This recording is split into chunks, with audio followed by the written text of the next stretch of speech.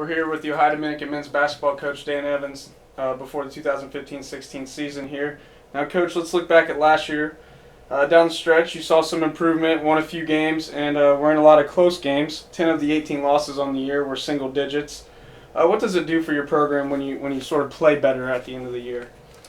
Well, I think because we were playing so many young people, especially down the stretch, they got a ton of experience, and I really thought we became a much more competitive team as the year went along. I think competing is the first step for our program. Where we're trying to come from and what we're trying to build requires us to take baby steps, truthfully, through the process of becoming a great program.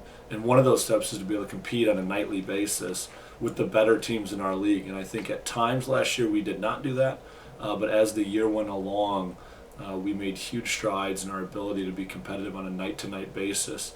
And winning some big games and beating Findlay and winning at Wayne State, and two really tough close losses to Walsh down the stretch, a tough close loss to Ashland at Ashland down the stretch. And those are games that our kids need to be in and need to be competitive in, so that in years to come and hopefully as soon as this year, they're games that we have an opportunity to win and come out on the right side of. Now, you returned two guys with significant playing time in their careers and seniors, Chad Nelson and Trent Weaver. What have they meant to your program?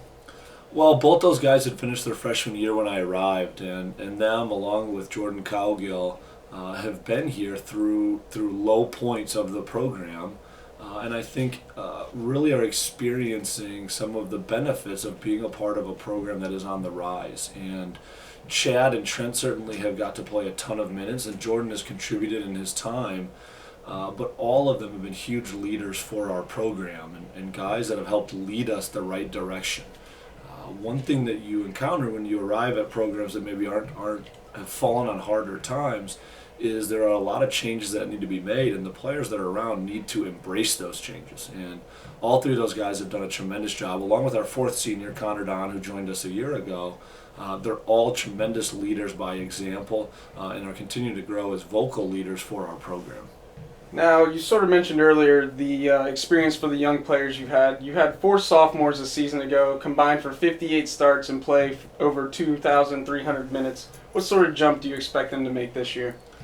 Well, in their first year, we were truthfully hoping to not necessarily have to rely on them a great deal. We knew that some of those freshmen would have to contribute, and it became apparent really early in the game season that they were earning minutes and earning the right to be on the floor and competing in a manner that we ask of our players. And so all of them had to play a ton of minutes. I think over the last 14 games, each of them averaged like 25 minutes or more, and with some of them as many as 30 minutes. And so they have a lot of experience, but there's a big difference between your freshman and sophomore year, and there's a jump that you must make for our program to make a jump. And we feel like those guys are mature enough to do so, and feel like what they did in the summer and what they've done to this point in the fall and here in our early practices suggests that they are able to make that jump. But we have not played anybody else, and that's really when you have a more of an idea of what kind of improvements have been made.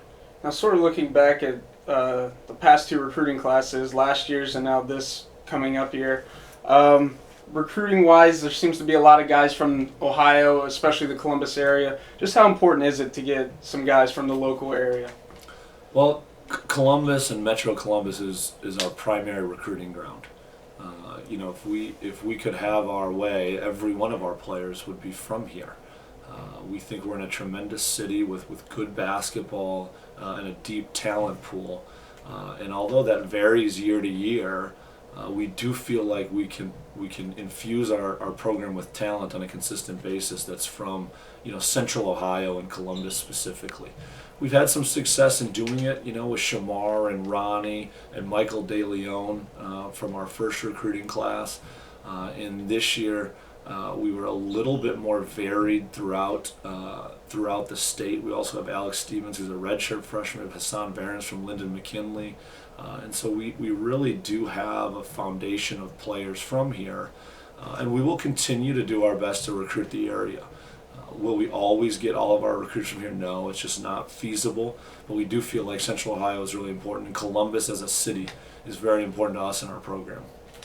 Now, finally, you started practices last week. Sort of how have those been going for you so far? Very competitive. You know, we're an incredibly young group, and so there are moments of frustration and moments of emotional up and downs. But we've seen a higher competition level on a day-to-day basis from our players.